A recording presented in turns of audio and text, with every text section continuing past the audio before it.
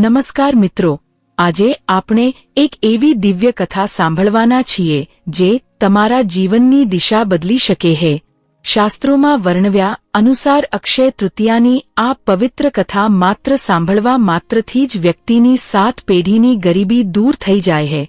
જે ભક્ત આ કથાને પૂરી શ્રદ્ધા સાથે અંત સુધી સાંભળશે તેના જીવનમાંથી જન્મોજન્મના દારિદ્ર્યનો નાશ થશે અને તેના ઘરે સાક્ષાત લક્ષ્મીજીનો વાસ થશે। જો તમે પણ ઈચ્છતા હોવ કે તમારા જીવનમાં ક્યારે ધનધાન્યની કમી ન રહે તો આ વિડિયોનો એક પણ અંશ ચૂકતા નહીં, કારણ કે અધૂરી માહિતી હંમેશા નુકસાનકારક હોય છે અને આજે આ તક ગુમાવવી તમને ભારે પડી શકે છે। કથા શરૂ કરતા પહેલા કમેન્ટ બોક્સમાં પૂરી શ્રદ્ધા સાથે જય શ્રી હરિવિષ્ણુ, જય માં લક્ષ્મી ચોક્કસ લખજો। તમારી એક લાઇક અને સબસ્ક્રાઇબ મને આવી જ પૌરાણિક માહિતી લાવવા માટે પ્રોત્સાહન આપે છે। તો ચાલો જાણીએ અક્ષય તૃતીયાનું રહસ્ય। વૈશાખ સુદ ત્રીજ એટલે કે અક્ષય તૃતીયા। આ દિવસ ભારતીય સંસ્કૃતિમાં અણમોલ રત્ન સમાન છે। અક્ષય શબ્દનો અર્થ જ એ છે જેનો ક્યારેય ક્ષય એટલે કે નાશ થતો નથી। આ દિવસે તમે જે પણ દાન કરશો, પુણ્ય કરશો કે મંત્ર જાપ કરશો તેનું ફળ તમને અનંતકાળ સુધી મળતું રહેશે। આ કોઈ સામાન્ય દિવસ નથી, પણ હિન્દુ ધર્મના 3.5 મુહૂર્ત માનું એક સંપૂર્ણ અને સ્વયંસિદ્ધ મુહૂર્ત છે। વર્ષના 400થી શુભ દિવસો ગુરુ પૂર્ણિમા, અક્ષય તૃતીયા, દશેરા અને દિવાળીનો પડવો, જેમાંથી અક્ષય તૃતીયા એટલે વણજોયું મુહૂર્ત। જ્યોતિષની દ્રષ્ટિએ જુઓ તો આ દિવસે સૂર્ય અને ચંદ્ર બંને પોતપોતાની ઉચ્ચ રાશિમાં હોય છે। આવી ગ્રહ દશા વર્ષમાં માત્ર એક જ વાર સર્જાય છે। આ ઊર્જાનો લાભ લેવો દરેક મનુષ્ય માટે અનિવાર્ય છે। આ દિવસે કરેલા લગ્ન, ગૃહપ્રવેશ કે નવા વેપારમાં ક્યારેય ખોટ આવતી નથી। પણ શું તમે જાણો છો કે આ દિવસને આટલો મહાન બનાવનારી પૌરાણિક કથા કઈ છે? કેમ આ દિવસે ભગવાન વિષ્ણુ અને લક્ષ્મીજીની કૃપા વરસે છે? ચાલો હૃદયમાં શ્રદ્ધા રાખીને સાંભળીએ આ કથા જે તમારા ભાગ્યના દ્વાર ખોલી નાખશે। અનેક યુગો પહેલા મહર્ષિ વેદવ્યાસના મનમાં એક મહાકાવ્ય રચવાની ઈચ્છા થઈ। ધર્મ, ન્યાય, પ્રેમ, યુદ્ધ અને જીવનનું સમગ્ર સત્ય એક કાવ્યમાં માંડવું હતું, પણ આ કાવ્ય એટલું વિશાળ હતું કે એકલા હાથે લખી કાઢવું શક્ય નહોતું। વ્યાસજીએ બ્રહ્માજીની પ્રાર્થના કરી। બ્રહ્માજી પ્રસન્ન થઈને બોલ્યા કે વ્યાસજી, તમે સાક્ષાત શ્રી ગણેશ બાપ્પાની આરાધના કરો, બાપ્પા જ તમારા લેખનિક થવા માટે યોગ્ય છે। વ્યાસજીએ મનોભાવે ગણપતિ બાપ્પાની સ્તુતિ કરી। બાપ્પા પ્રસન્ન થયા અને લખવા માટે તૈયાર થયા, પણ એક શરત પર। બાપ્પા બોલ્યા કે હું એકવાર લેખણી ઉપાડીશ પછી થોભીશ નહીં। તમારી વાણી એક ક્ષણ પણ અટકવી જોઈએ નહીં। વ્યાસજીએ પણ એક વળતી શરત મૂકી કે માન્ય છે। બાપ્પા પણ દરેક શ્લોકનો અર્થ સંપૂર્ણપણે સમજી લીધા પછી જ તમારે લખવો। ગણપતિ બાપ્પાએ મન સ્મિત સાથે આ વાત માન્ય રાખી અને પછી આવ્યો તે પવિત્ર સમય, અક્ષય તૃતીયાનો સુવર્ણ દિવસ। સૂર્ય અને ચંદ્ર બંને ઉચ્ચ સ્થાને હતા, દિશાઓ પ્રસન્ન હતી, વાતાવરણ શુદ્ધ હતું। તે શુભ મુહૂર્ત પર વ્યાસજીએ વાણી ખોલી અને ગણપતિ બાપ્પાએ લેખણી ઉપાડી। વ્યાસ બોલતા રહ્યા અને બાપ્પા લખતા રહ્યા। વ્યાસજી જ્યારે થાકતા ત્યારે તેઓ જાણી જોઈને કોઈ અઘરો અને ગૂઢ શ્લોક રચતા। બાપ્પા તે શ્લોક મનમાં સમજી લેતા। ત્યાં સુધીમાં થોડો સમય લાગતો અને તે જ સમયમાં વ્યાસજી આગળના શ્લોકો મનમાં તૈયાર કરી લેતા। આવી રીતે બુદ્ધિના દેવતા ગણપતિ બાપ્પા અને મહર્ષિ વેદવ્યાસ સાથે બેઠા અને 1 લાખ શ્લોકોનું મહાભારત મહાકાવ્ય જગતને મળ્યું। એટલા માટે જ અક્ષય તૃતીયાનો આ દિવસ જ્ઞાન, વિદ્યા અને નવી શુભ શરૂઆતોનો દિવસ માનવામાં આવે છે।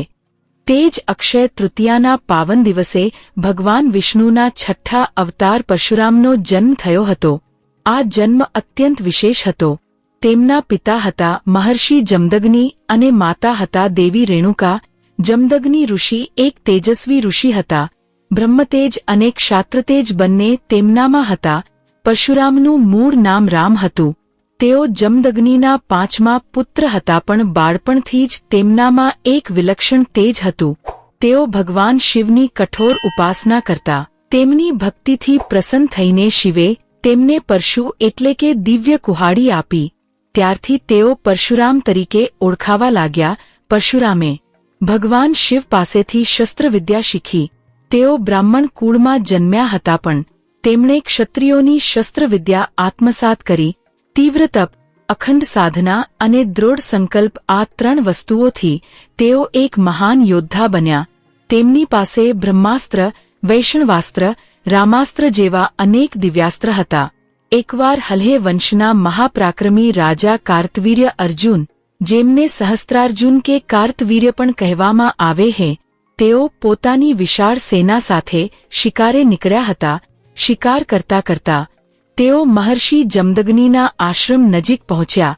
મહર્ષિ જમદગ્નિ પાસે એક અત્યંત દિવ્ય અને પવિત્ર ગાય હતી, જેનું નામ કાંભેનું હતું.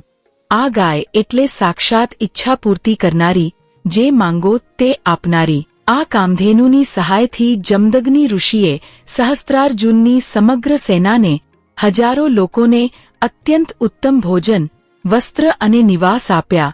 રાજા અને તેના સૈનિકો આબ ફાટી ગયા, પણ આ જોઈને સહસ્ત્રાર્જુનના મનમાં લોભ જાગ્યો.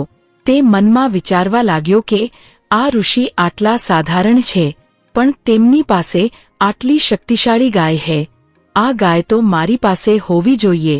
રાજા પાસે આવી ગાય હોવી વધુ યોગ્ય છે. પાછા ફરતી વખતે તેણે બળજબરીથી તે કાંભેનું ગાયને પોતાની સાથે લઈ લીધી. જ્યારે પરશુરામ આશ્રમમાં પાછા ફર્યા અને તેમણે આ સાંભળ્યું, ત્યારે તેમનો ક્રોધ ફાટી નીકળ્યો. તેમણે તરત જ સહસ્ત્રાર્જુનનો પીછો કર્યો. બંને વચ્ચે ભયંકર યુદ્ધ થયું. સહસ્ત્રાર્જુન મહાપરાક્રમી હતો. તેને 1000 હાથ હતા, એવું પુરાણોમાં કહેવાયું. હે પણ પરશુરામના દિવ્ય પરશુ સામે તે ટકી શક્યો નહીં. પરશુરામે તેના બધા હાથ કાપી નાખ્યા અને તેનો વધ કર્યો. કામધેનુ પાછી લાવ્યા. આ ઘટનાના થોડા દિવસો પછી એક અત્યંત દુઃખદ પ્રસંગ બન્યો. એકવાર દેવી રેણુકા એટલે કે પરશુરામના માતા તીર્થ સ્થાને ગયા હતા. ત્યાં તેમણે એક રાજાને જોયા. તેમનું રૂપ જોઈને તેમના મનમાં ક્ષણભર માટે એક વિચાર આવ્યો. મહર્ષિ જમદગ્નિને પોતાના તપોબળથી આ સમજાઈ ગયું. જ્યારે રેણુકા માતા ઘરે પાછા ફર્યા, ત્યારે જમદગ્નિએ પોતાના પુત્રોને આજ્ઞા કરી કે રેણુકાનું મસ્તક કાપી નાખો. પહેલા 4 પુત્રો ગભરાઈને સ્તબ્ધ થઈ ગયા, પણ પરશુરામે પિતાની આજ્ઞા શિરોધાર્ય માની અને માતાનું મસ્તક કાપી નાખ્યું. આ જોઈને જમદગ્નિ પ્રસન્ન થયા અને પરશુરામને વરદાન માંગવા કહ્યું. પરશુરામે માંગ્યું કે માતાને ફરી જીવંત કરો. જમદગ્નિએ તેમ કર્યું, પરંતુ સહસ્ત્રાર્જુનના પુત્રોએ વેર લેવાનું નક્કી કર્યું હતું. એકવાર પરશુરામ આશ્રમમાં નહોતા, ત્યારે સહસ્ત્રાર્જુનના પુત્રોએ આશ્રમ પર હુમલો કર્યો અને મહર્ષિ જમદગ્નિનો વધ કરી નાખ્યો. દેવી રેણુકાએ આક્રંદ કર્યું. જ્યારે પરશુરામ પાછા ફર્યા, ત્યારે તેમણે આ દુઃખદ સમાચાર સાંભળ્યા. તેમણે એક ભયંકર પ્રતિજ્ઞા લીધી કે હું આ પૃથ્વી પરથી દુષ્ટ ક્ષત્રિયોનું નામનિશાન મટાવી દઈશ, અને તેમણે પોતાનો પરશુ ઉઠાવ્યો. તેમણે સમગ્ર પૃથ્વી પર ફરીને 21 વાર ક્ષત્રિય રાજાઓનું નિકંદન કાઢ્યું. આ 21 વાર જ કેમ?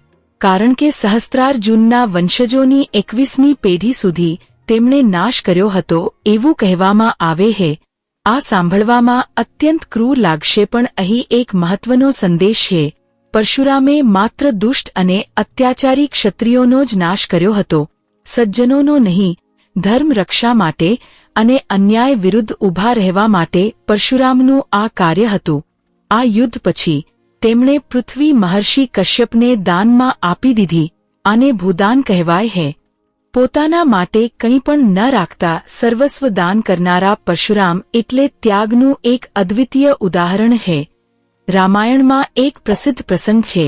જ્યારે શ્રીરામે સીતા સ્વયંવરમાં શિવધનુષ તોડ્યું, ત્યારે પરશુરામને આ વાતની જાણ થઈ. તેઓ અત્યંત ક્રોધિત થઈને આવ્યા.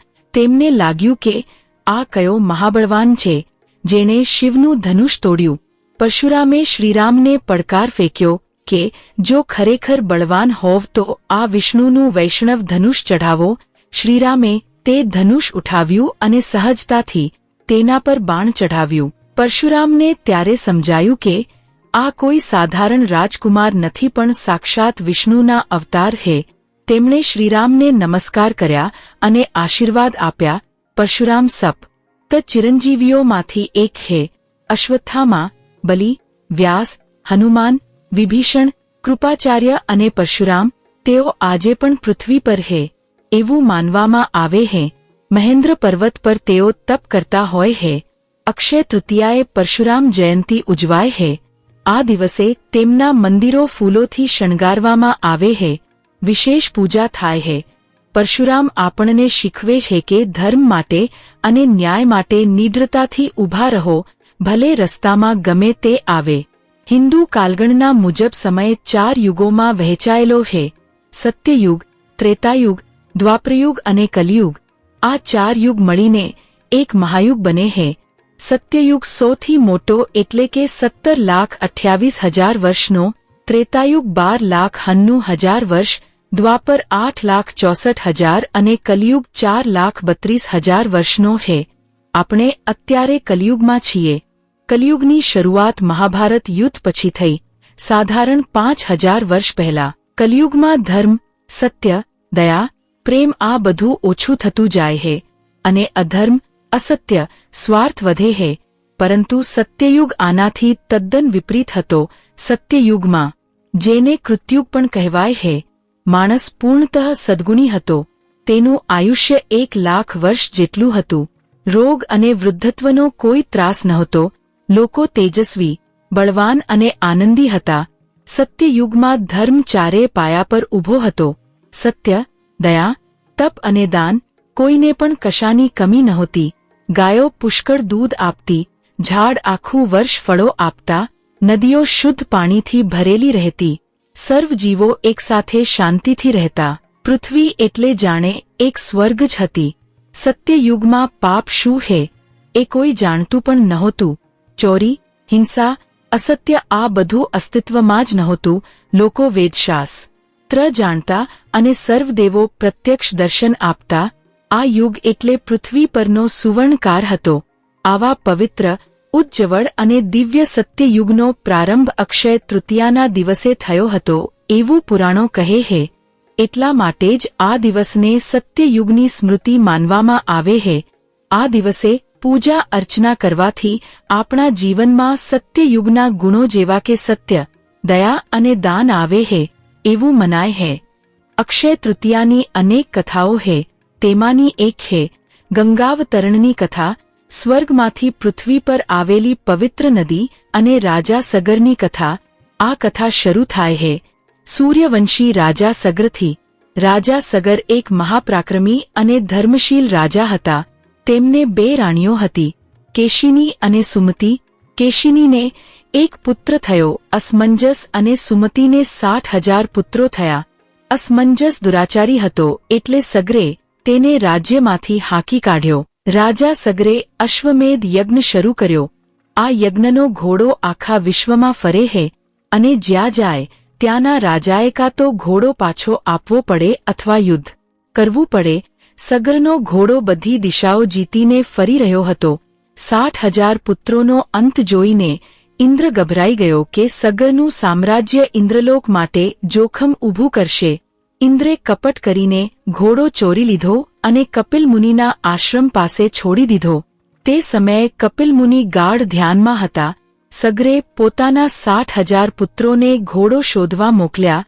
તેઓ બધે શોધતા શોધતા કપિલ મુનિના આશ્રમમાં આવ્યા અને ત્યાં ઘોડો જોયો. તેમને લાગ્યું કે કપિલ મુનિએ જ ઘોડો ચોર્યો છે અને તેઓ શોરબકોર કરવા લાગ્યા.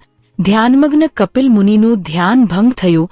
કપિલ મુનિએ આંખો ખોલી અને તેમના તેજસ્વી દૃષ્ટિપાત માત્રથી જ 60,000 પુત્રો બળીને ભસ્મ થઈ ગયા. એક જ ક્ષણમાં 60,000 જીવોનો અંત આવ્યો. આ એક અત્યંત દુઃખદ ઘટના હતી. સગરના 60,000 પુત્રો ભસ્મ થયા અને તેમના આત્મા મુક્ત થયા નહીં. તેમનો ઉદ્ધાર થવો જરૂરી હતો પણ ઉદ્ધાર થશે કેવી રીતે? કપિલ મુનિએ જણાવ્યું કે જો ગંગાજીનું જળ આ ભસ્મ પર પડે તો જ તેમને મોક્ષ મળશે, પણ ગંગાજી તે સમયે સ્વર્ગમાં હતા, તેઓ પૃથ્વી પર કેવી રીતે આવશે? સગરના પૌત્ર અંશુમને તપ કર્યું, તેમના પુત્ર દિલીપે તપ કર્યું પણ સફળતા મળી નહીં. અંતે દિલીપના પુત્ર ભગીરથે એક અત્યંત કઠોર તપશ્ચર્યા શરૂ કરી.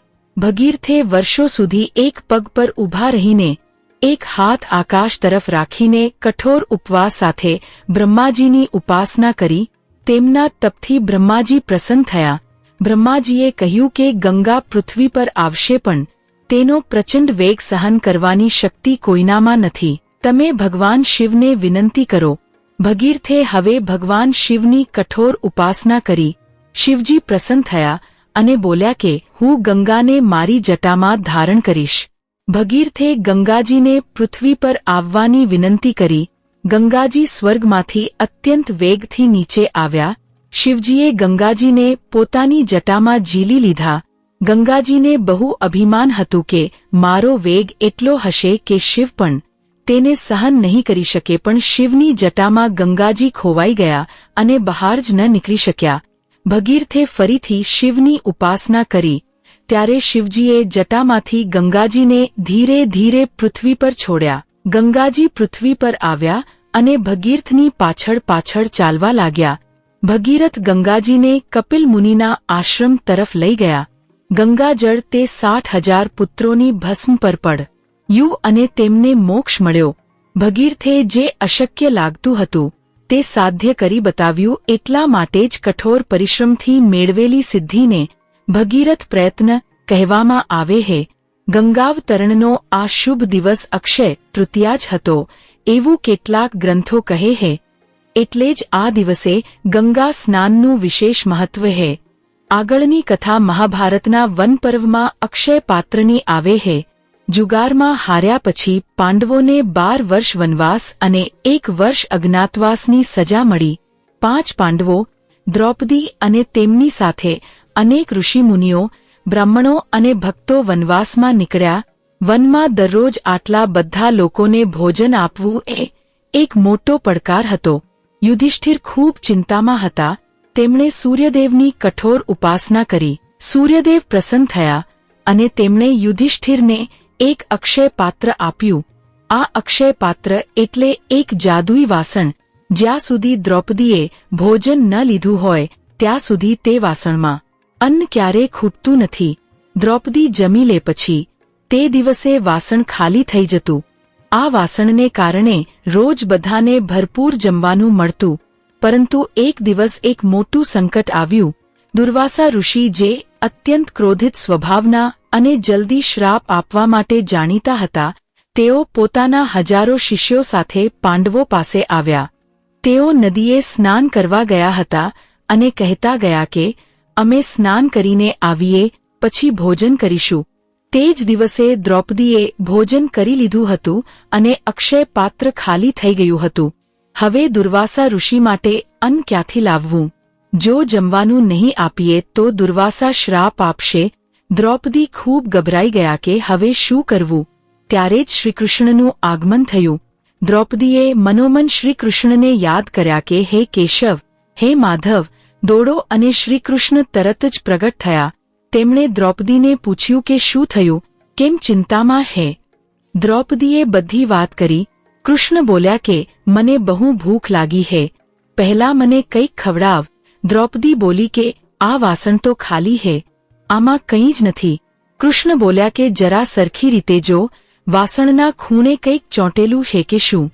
દ્રૌપદીએ જોયું તો વાસણને એક ભાતનો દાણો ચોંટેલો હતો. તે કૃષ્ણે ખાધો અને તે એક દાણો જ્યારે સાક્ષાત જગદાત્માએ ખાધો ત્યારે આખું વિશ્વ તૃપ્ત થઈ ગયું. નદી કિનારે રહેલા દુર્વાસા ઋષિ અને તેમના હજારો શિષ્યોનું પેટ ભરાઈ ગયું અને તેઓ ત્યાંથી જ સંતોષ માનીને પાછા ગયા. પાંડવોનો બચાવ થયો. આ અક્ષય પાત્ર અક્ષય તૃતીયાનું જ પ્રતીક છે. આ દિવસે કરેલું દાન અને આપેલું અન્ન ક્યારે નષ્ટ થતું નથી. તે અક્ષય પાત્રની જેમ સદાય ભરેલું રહે છે. પછીની કથા કુબેર અને લક્ષ્મીજીના અક્ષય વરદાનની છે. કુબેર યક્ષોના રાજા અને દેવોના ખજાનચી છે. તેઓ ઉત્તર દિશાના દિગ્પાલ હે. અલકાપુરી તેમની નગરી હે, જે હિમાલય પર હે. તેઓ બ્રહ્માજીના પૌત્ર અને ઋષિ વિશ્રવાના પુત્ર હે.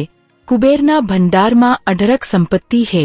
પદ્મ, મહાપદ્મ, શંખ, મકર, કચપ, મુકુંદ, કુંદ, નીલ, ખર્વ અને શંખુ, આ 9 નિધિઓના તેઓ સ્વામી હે. જે કુબેરની પૂજા કરે હે તેને ધનની કમી રહેતી નથી એવું મનાય હે. એકવાર કુબેરે અક્ષય તૃતીયાના શુભ દિવસે ભગવાન વિષ્ણુ અને લક્ષ્મીજીની વિધિવત પૂજા કરી. તેમણે વિવિધ ફૂલો, ફળો, સોનાના સિક્કા અને રત્નો અર્પણ કર્યા. તેમની ભક્તિ એટલી પૂર્ણ અને શુદ્ધ હતી કે વિષ્ણુ અને લક્ષ્મી પ્રસન્ન થયા. લક્ષ્મીજીએ વરદાન આપ્યું કે આજથી તારા ભંડારની સંપત્તિ ક્યારેય ઓછી નહીં થાય. તું સદાય ધનપતિ રહીશ. વિષ્ણુ ભગવાન બોલ્યા કે આજનો દિવસ અક્ષય તૃતીયા હે. જે કોઈ આ દિવસે લક્ષ્મી અને મારી પૂજા કરશે તેને ધન સમૃદ્ધિના આશીર્વાદ મળશે. ત્યારથી અક્ષય તૃતીયાએ લક્ષ્મી કુબેર પૂજનની પરંપરા શરૂ થઈ. આ દિવસે વેપારી વર્ગ નવા ચોપરા કે ખાતાવહી શરૂ કરે હે. શ્રી ગણેશાય નમઃ લખીને નવા વર્ષનો વેપાર શરૂ કરે હે. નવો વ્યવસાય આ દિવસે શરૂ કરવો અત્યંત શુભ ગણાય હે. એક બીજી મહત્વની કથા હે જે અક્ષય તૃતીયા સાથે જોડાયેલી હે. મહાભારતમાં દ્યુત સભામાં દુર્યોધને પાંડવોને હરાવ્યા. દુશાસને દ્રૌપદીના વસ્ત્રાહરણનો પ્રયત્ન કર્યો. તે ક્ષણે દ્રૌપદીએ શ્રીકૃષ્ણનું નામ લીધું. શ્રીકૃષ્ણે પોતાની દિવ્ય શક્તિથી દ્રૌપદીને અનંત વસ્ત્રો પૂરા પાડ્યા. દુશાસન થાકી ગયો પણ વસ્ત્રોનો અંત ન આવ્યો કારણ કે શ્રીકૃષ્ણ સાક્ષાત પરમાત્મા છે અને પરમાત્માના દિવ્ય વસ્ત્ર એટલે કે તેમની કૃપા અક્ષય હે, જે ક્યારે સંપતી નથી. આ કથાનો સંદેશ એ છે કે જ્યારે આપણે પૂર્ણ શરણાગતિથી ઈશ્વરને સ્મરીએ છીએ ત્યારે ઈશ્વર ચોક્કસ મદ્દે આવે હે. તે શરણાગતિ અને તે ભક્તિ જ અક્ષય હે. અક્ષય તૃતીયાના દિવસે આ ભાવના મનમાં રાખજો. અક્ષય તૃતીયાના દિવસે વહેલા ઉઠવું, સ્નાન કરવું. શક્ય હોય તો નદી સ્નાન ઉત્તમ હે. ઘરમાં ગંગાજળ હોય તો સ્નાનના પાણીમાં ઉમેરજો. સ્વચ્છ પીળા અથવા સફેદ વસ્ત્રો ધારણ કરો. દેવઘરમાં ભગવાન વિષ્ણુ અને લક્ષ્મીજીની પૂજા કરો. પંચામૃત એટલે કે દૂધ, દહીં, ઘી, મધ અને સાકરથી અભિષેક કરો. પીળા ફૂલો જેવા કે ગલગોટો કે શેવંતી અર્પણ કરો. ધૂપ, દીપ અને કપૂર પ્રગટાવો. ઓમ નમો ભગવતે વાસુદેવાય મંત્રનો 108 વાર જાપ કરો. વિષ્ણુ સહસ્ત્રનામ અથવા લક્ષ્મી સ્તોત્રનું પઠન કરો. દાનનું આ દિવસે સૌથી વધુ મહત્વ છે. અન્નદાન, જલદાન, વસ્ત્ર, રદાન, વિદ્યાદાન, ઔષધદાન, તમામ પ્રકારના દાન આ દિવસે કરો. ઉનાળામાં પાણીની બોટલ, છાશ કે લીંબુ શરબતનું દાન પણ મોટું છે.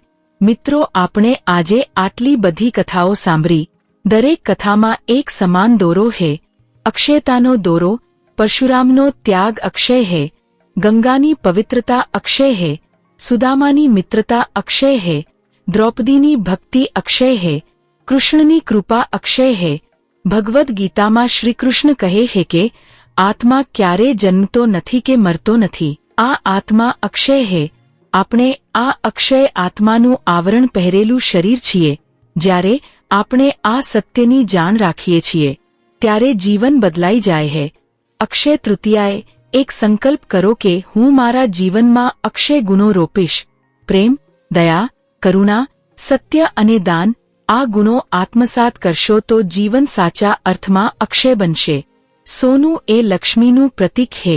સુવર્ણ ક્યારેય ગંજાતું નથી કે નષ્ટ થતું નથી. તે અક્ષય છે. એટલે જ અક્ષય તૃતીયાએ સોનું ખરીદવાની પરંપરા છે. જે અક્ષય છે તે દિવસે અક્ષય વસ્તુ લેવી, એમાં ઊંડો અર્થ છુપાયેલો છે. ભારતમાં આ દિવસે સોનાની માંગ સૌથી વધુ હોય છે. લોકો દાગીના, સિક્કા કે ડિજિટલ ગોલ્ડ ખરીદે છે. જે સોનું નથી ખરીદી શકતા તેઓ ચાંદી, પિત્તળ કે નવા વાસણો ખરીદે છે. મહત્વની વાત ભાવના છે. ઘરમાં નવી શુભ વસ્તુ લાવવાની ભાવના. લગ્ન અને ગૃહ પ્રવેશ માટે અક્ષય તૃતીયા સ્વયંસિદ્ધ મુહૂર્ત હોવાથી આ કાર્યો માટે આ દિવસ ઉત્તમ છે. પંચાંગ જોવાની જરૂર પડતી નથી. દેશભરમાં આ દિવસે લગ્નોની સંખ્યા ખૂબ મોટી હોય છે. આજના યુગમાં અક્ષય તૃતીયાનો સંદેશ વધુ પ્રસ્તુત છે. ડિજિટલ દાન, ઓનલાઈન મદદ, એનજીઓ દ્વારા સમાજ સેવા, આ માધ્યમોથી પણ પુણ્ય મેળવી શકાય છે. સ્ટાર્ટઅપ્સ અને નવા ઉદ્યોગો આ દિવસે શરૂ થાય છે. નવા ઘર કે નવી કારના સોદા થાય છે. પર્યાવરણની દૃષ્ટિએ આજે એક ઝાડ વાવો, પાણી બચાવવાનો સંકલ્પ કરો, પ્લાસ્ટિકનો ઉપયોગ ઓછો કરો. આ હરિતદાન છે, જે ભવિષ્યની પેઢી માટે કરેલું અક્ષય દાન ગણાશે. મિત્રો, આજે આપણે ઘણું બધું જાણી લીધું. પરશુરામનો પરાક્રમ, સત્યયુગનું વૈભવ, ભગીરથનો દ્રઢ સંકલ્પ, સુદામાની નિસ્વાર્થ ભક્તિ, અક્ષય પાત્રનો ચમત્કાર, કુબેરનું વરદાન અને ઋષભદેવનું તપ. આ બધી કથાઓથી આપણું મન સમૃદ્ધ થયું હશે. અક્ષય તૃતીયા એટલે એક નવી શરૂઆતનો દિવસ છે. આ દિવસે સંકલ્પ કરો કે હું મારા જીવનમાં અક્ષય ગુણો કેળવીશ, હું દાન કરીશ, સેવા કરીશ, પ્રેમ વહેંચીશ અને સત્ય જીવીશ. યાદ રાખજો કે સોનું ખરીદવું એક પરંપરા છે, પણ દાન કરવું એ આ તહેવારનું મુખ્ય લક્ષ્ય છે. આજે કોઈ જરૂરિયાતમંદને ભોજન કરાવો, કોઈ બાળકને પુસ્તક આપો, કોઈ વૃદ્ધને સહારો આપો. આ તમારું અક્ષય કર્મ બનશે. બધાને અક્ષય તૃતીયાની અનંત શુભેચ્છાઓ. તમારું જીવન લક્ષ્મીજીની કૃપાથી ફાલતું ફૂલતું રહે. પરશુરામના પરાક્રમથી તમે સાહસી બનો અને સુદામાની નિર્મળ ભક્તિથી તમારું મન સમૃદ્ધ થાય એવી જ મનથી પ્રાર્થના. જય વિષ્ણુ, જય લક્ષ્મી, જય પરશુરામ, જય ગંગામાઈ. અક્ષય શબ્દનો અર્થ જ છે જે ક્યારે નષ્ટ થતું નથી, જે સદાય ટકી રહે છે, જે શાશ્વત છે. અને તૃતીયા એટલે ત્રીજો દિવસ. વૈશાખ સુદ ત્રીજ એટલે અક્ષય તૃતીયા. હિન્દુ પંચાંગ મુજબ આ દિવસ 3.5 મુહૂર્તોમાંનો એક છે. બાકીના મુહૂર્ત ગુડી પડવો, દશેરા અને દિવાળીનો પડવો છે, જે અડધું મુહૂર્ત છે. એટલે કે અક્ષય તૃતીયા એક આખું શુભ મુહૂર્ત છે, જેના પર કોઈ પણ કામ નિર્ભયપણે કરી શકાય છે. પંચાંગ જોવાની જરૂર નથી, કારણ કે આ દિવસ પોતે જ વયનસિદ્ધ મુહૂર્ત છે. આ દિવસે સૂર્ય મેષ રાશિમાં અને ચંદ્ર વૃષભ રાશિમાં હોય છે. બંને ગ્રહો એકસાથે ઉચ્ચના હોવા એ અત્યંત દુર્લભ અને શુભ છે. જ્યારે સૂર્ય અને ચંદ્ર બંને પોતપોતાની ઉચ્ચ રાશિમાં હોય ત્યારે વિશ્વમાં એક વિશેષ ઊર્જા પેદા થાય છે અને તે દિવસે કરેલા સારા કાર્યોનું ફળ અનેક ગણું વધી જાય છે. અક્ષય તૃતીયાનો તહેવાર માત્ર ધાર્મિક જ નથી, પણ કૃષિ સંસ્કૃતિ સાથે પણ ઊંડાણથી જોડાયેલો છે. વૈશાખ મહિનામાં ગરમી ખૂબ હોય છે અને આ સમયે ખેડૂત વાવણીની તૈયારી કરે છે. કેટલાક વિસ્તારોમાં આ દિવસે પહેલીવાર હળ ચલાવવામાં આવે છે, જેને આખા તીજ પણ કહેવાય છે.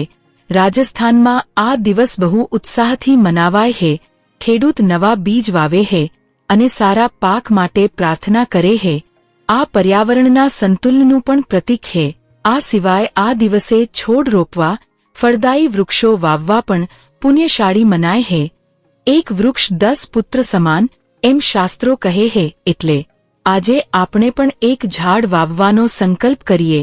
અક્ષય તૃતીયાની પૂજા માટે વહેલા ઉઠવું, સ્નાન કરવું, ગંગાજળનો ઉપયોગ કરવો અને સ્વચ્છ કપડાં પહેરવા, ઘરના આંગણે રંગોળી પૂરો, તુલસી ક્યારે પાણી ચઢાવો અને ઓમ વિષ્ણવે નમઃ મંત્રથી દિવસ શરૂ કરો. પૂજામાં પીળા ફૂલો, હળદર, કંકુ, અક્ષત એટલે કે આખા ચોખા, ફળો, મીઠાઈ અને પંચામૃતનો ઉપયોગ કરો. સોના કે ચાંદીની વસ્તુ પાસે રાખો. વિષ્ણુ સહસ્ત્રનામ કે ગીતાના પાઠ કરો. ઓમ નમો ભગવતે વાસુદેવાય મંત્રની માળા કરો. લક્ષ્મી પૂજનમાં તિજોરી કે પાકીટની પૂજા કરો. કમળના ફૂલ અર્પણ કરો. દાન એટલે માત્ર પૈસા નહીં, પણ પ્રેમ, અન્ન, વસ્ત્ર અને વિદ્યાનું દાન પણ અક્ષય પુણ્ય આપે છે. ઉનાળામાં પાણી કે છાશનું દાન અને ગાયને ઘાસ નાખવું પણ ઉત્તમ છે. મિત્રો, અક્ષય તૃતીયા એટલે માત્ર સોનું ખરીદવાનો કે બાહ્ય દાન કરવાનો ઉત્સવ નથી, પરંતુ તે આંતરિક પરિવર્તનનો પણ અવસર છે. યાદ રાખજો કે અક્ષય એટલે જે ક્યારેય મરતું નથી અને આપણો આત્મા જ અક્ષય છે. આ પવિત્ર દિવસે બહારની વસ્તુઓના દાનની સાથે અંદરના વિકારોનું દાન પણ અત્યંત જરૂરી છે. તમારા મનમાંથી ગુસ્સો, લોભ અને અહંકારનો ત્યાગ કરો. બીજાને હૃદયથી માફ કરો અને જૂના વેરઝેરને ભૂલી જાઓ, કારણ કે આ આંતરિક દાન બહારના સોના ચાંદીના દાન કરતાં પણ અનેક ગણું કિંમતી છે. એક પ્રસંગ યાદ આવે છે, જેમાં એક અમીર માણસ ગુરુ પાસે જઈને કહે છે કે, ગુરુજી, મેં પુષ્કળ સોનું દાન કર્યું પણ મને શાંતિ કેમ નથી મળતી? ત્યારે ગુરુએ બહુ સુંદર જવાબ આપ્યો કે, બેટા, તે જે બહારનું હતું તે આપી દીધું, પણ જે અંદરનું હતું તેને પકડી રાખ્યું છે. જ્યાં સુધી ક્રોધ અને અહંકારને નહીં છોડો ત્યાં સુધી સાચી શાંતિ અશક્ય છે. બસ આ જ અક્ષય તૃતીયાનો સાચો અને ગહન સંદેશ છે. ક્ષણભંગુર વસ્તુઓ પાછળ દોડવાનું છોડીને પ્રેમ, દયા અને કરુણા જેવા અક્ષય ગુણોને તમારા જીવનમાં કેળવો. સ્કાંદ પુરાણ, ભવિષ્ય પુરાણ, મત્સ્ય પુરાણ અને પદ્મ પુરાણમાં પણ આ તિથિના મહિમાનું વિસ્તારથી વર્ણન છે. મહાભારત અને રામાયણ જેવા ગ્રંથો પણ આ દિવસના પુણ્યની સાક્ષી પૂરે છે. આ દિવસે કરેલું સ્નાન, જપ અને તપ તમને અક્ષય ફળ આપે છે. મિત્રો, આશા છે કે ડિવાઇન રહસ્ય દ્વારા પ્રસ્તુત આ પૌરાણિક કથા અને બોધ તમને ગમ્યો હશે. જો આ વિડિયો તમને પ્રેરણાદાયી લાગ્યો હોય તો તેને એક લાઇક જરૂર કરજો. તમારા મિત્રો અને પરિવાર સાથે શેર કરજો, જેથી તેઓ પણ આ પુણ્યના ભાગીદાર બની શકે. અને જો તમે આપણી ચેનલ પર નવા હોવ તો સબસ્ક્રાઇબ કરવાનું બિલકુલ ન ભૂલતા. કમેન્ટમાં જય શ્રી હરિ લખી તમારી હાજરી પુરાવજો. ફરી મળીશું આવા જ એક દિવ્ય અને રહસ્યમય વિષય સાથે. ત્યાં સુધી રજા આપશો. જય શ્રી કૃષ્ણ.